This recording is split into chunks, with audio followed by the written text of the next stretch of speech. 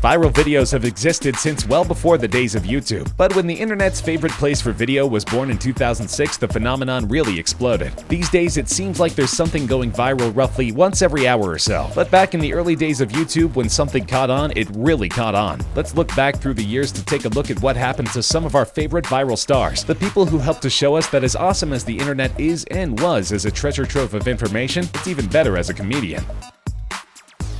The video that launched 1,000 imitators and remixes was uploaded to YouTube in 2007, when its stars Harry and Charlie were just tots. David Howard Davis Carr caught his infant son Charlie biting his older brother's finger, and the pair's hilarious reaction struck a chord with a lot of people, and we mean a lot.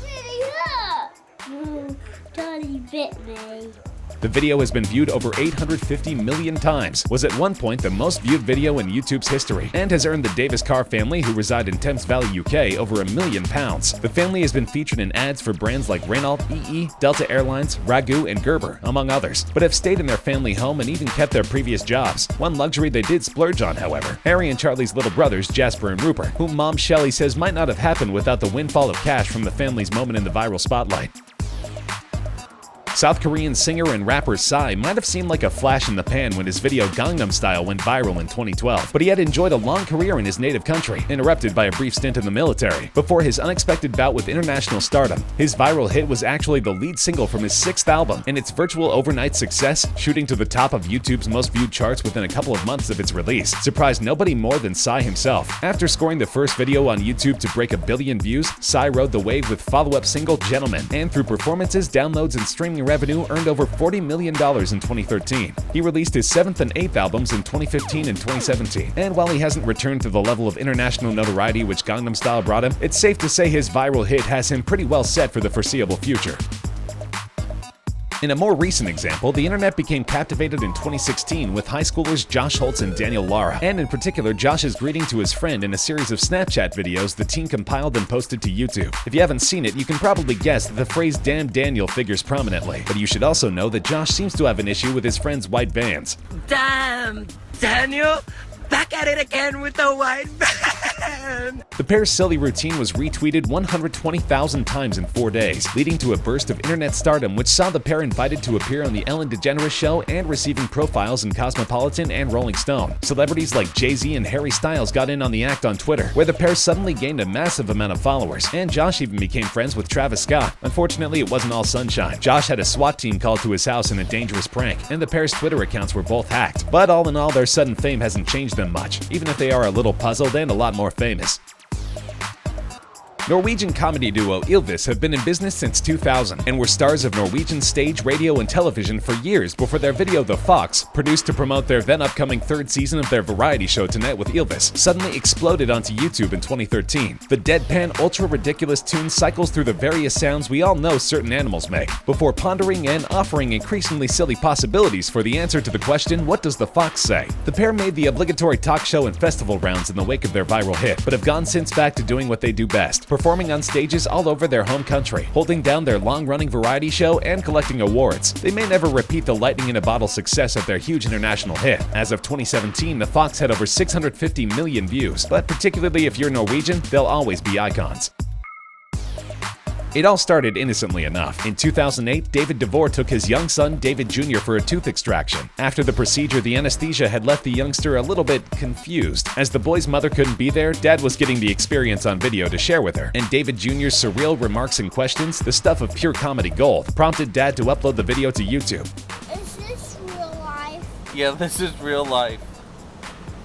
Okay, now I have 2 fingers. But he failed to notice there was a private option, and in just a few days it had racked up 3 million views. The video made a huge pop culture splash. In addition to sending the family on the requisite talk show rounds, it was referenced and parodied endlessly in sitcoms and cartoons. And some observers even took David Sr. to task for exploiting his son for fame and fortune, but the family has actually made very little money from the video, donating much of the proceeds to charity. And these days, David Jr. takes his brush with fame totally in stride. I think it's funny, he says. I mean, it gets old after a while, after I watch it like 128 million times. Danielle Bergoglio appeared as an out-of-control 13-year-old on the Dr. Phil show in 2016. Her belligerent attitude was summed up best by an off-the-cuff remark: "Catch me outside, how about that?" That would become her catchphrase. Catch me outside, how about that? Catch you outside? What does that mean? What I just said. Obviously an attention seeker, Danielle wasted absolutely no time exploiting her newfound fame. Danielle refashioned herself as a rapper, cutting a single based on her odd turn of phrase under the name Bad Bobby. She's continued to crank out tunes ever since, even landing guest appearances from established rappers like Lil Yachty and Ty Dolla $ign. Her manager Adam Kluger calls her a walking, talking brand, and will leave it to you to decide whether a teenager should reap these kinds of rewards for being a demonstrably awful child on national television. Turkish chef and restaurateur Nusret Gökçe never expected his YouTube videos to make him a sensation, but he underestimated the power of the internet to become utterly fascinated with attractive yet odd people. His strangely sensuous way of sprinkling salt and rubbing down meat, as demonstrated in the viral video Ottoman Steak, led the net to dub him Salt Bae. And unintentional or not, the explosive viral fame has been pretty good for business. He expanded his holdings to include 5 steakhouses and 2 burger joints, and his upscale UK restaurant has been known to serve celebrities like Roger Federer and Leonardo DiCaprio. Unfortunately, his New York restaurant has been panned by the likes of GQ magazine, which found his suavely seasoned steak to be rubbery and low on flavor. Sure, he may not be the best at nailing those seasonings, but he sure looks good trying. In 2007, graduate student Tay Zonday uploaded his musical treatise on racism, Chocolate Rain, to YouTube and inadvertently brought the world to his door. The song's abstract lyrics and incessant repetition of the title, not to mention Zonday's singular bassy singing voice, had the internet instantly captivated, and Zonday became an overnight celebrity, making dozens of television appearances and seeing his song parodied, quoted, and referenced for literally years afterward. These days, Zonday is living a much quieter life, but he continues to upload videos for his subscriber base of over 1 million, and although his signature tune's viral fame began as something of a joke, its lyrics have undergone somewhat of a reappraisal in recent years. If you ignore the dozens of repetitions of the title and the rhythmically repetitive structure of the melody, the words themselves are actually a thoughtful and artistic meditation on race relations, which couldn't be more timely today. Ghislaine Raza of Quebec, Ontario was 15 when he made the video that would come to be known as Star Wars Kid in his high school's art studio in 2002. Raza never intended for the tape to become public, let alone viral. A fellow student found it, converted it to a digital file, and uploaded it to the internet in 2003. It went viral on P2P services years before YouTube, but when user Jimmy Love uploaded it shortly after the service's 2006 debut, it proceeded to gain another 34 million views. Unfortunately, viral fame was not kind to Raza. He was subject to intense cyberbullying, to the extent that his parents filed a $250,000 lawsuit against the families of the teens responsible for uploading the tape, which was settled out of court. Now a law student and the president of a nonprofit, Raza says that the experience was very dark and trying for him, but he's used it to improve other people's lives, speaking out against cyberbullying and working to raise awareness of its effects.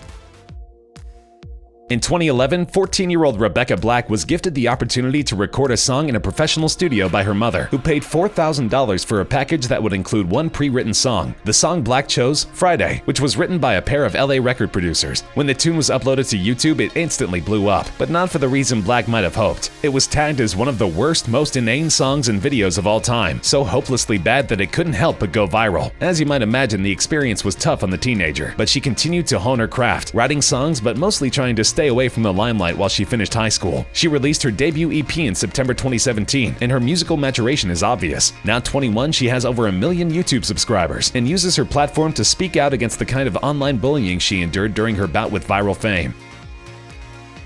Roxane Shallow encountered sudden fame as a member of the Villanova marching band in 2015. It was the final game of her final year, and Shallow was overcome with emotion as her team was heading toward another NCAA tournament loss. The Jumbotron captured her at precisely the right moment to broadcast this display of emotion to a national TV audience. It only took a weekend for Shallow to become known around the world as Crying Piccolo Girl. Although she made a few TV appearances in the wake of the viral video, even sitting in with the Roots on Jimmy Fallon's late-night talk show, she's mostly just gone on with life as usual after her brush with fame. She's now in her 3rd year of optometry school and says that while her viral experience had its ups and downs, she prefers to stay focused on the positive aspects because, hey, not everybody gets to have a taste of immediate worldwide fame. Ted Williams certainly has a radio DJ's voice, and he was reasonably successful in his profession during the 80s and 90s until drug addiction and alcoholism forced him onto the streets in '94. In 2011, a YouTuber interviewed Williams, still homeless, about life on the streets, and suddenly found the video exploding in popularity due to Williams' golden pipes. The clip landed Williams a ton of job offers, but the sudden media exposure also had the unfortunate effect of causing Williams to start drinking again after 4 years of sobriety. After a brief stint in rehab, he was able to recover and found himself with numerous guest spots on shows like Today today, while re-establishing himself as a commercial voiceover artist. For a time, he also hosted the Golden Voice Show on WVKO Radio in Columbus, Ohio, the same station that employed him in the 80s, before departing for a sportscaster position at WWGH in Marion, Ohio, where he remains today. Noah Ritter, also known as the Apparently Kid, came to the internet's attention after being interviewed by a local TV station during the Wayne County Fair in Pennsylvania. Going on 6 years old at the time, his adult-like mannerisms and overuse of the word which gave him his nickname was too adorable for the world to handle, and his fame quickly spread, leading to an appearance on The Ellen DeGeneres Show and interactions with celebrities like Chris Pratt and Stephen Colbert, who called the youngster a natural-born newsman. Since then, he's amassed 190,000 Instagram followers, appeared in interviews and commercials, and even had guest appearances on the ABC reality series The Toy Box. Still only 9 years old, Noah hasn't let the fame go to his head. He's handled it as naturally and coolly as any seasoned celebrity. So remember his name, because we have a feeling you're going to be hearing it quite often for years to come.